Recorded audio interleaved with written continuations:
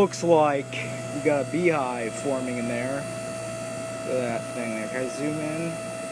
Yeah. About 2 bees in there. That's what we use after I cut the rebar. I put it.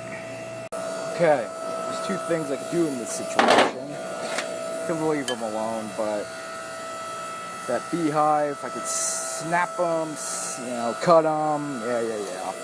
Well, I'm just gonna do this. Right, here we go. Time to destroy the beehive.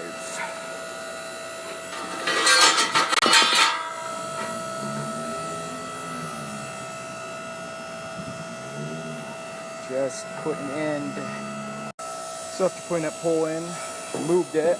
There's an opening on the bottom, and look at that. The end of the beehive. You may ask, why did I bother to kill that thing? So evil. Well, so I put my tool in here. Cut. Now I have to worry about getting stung.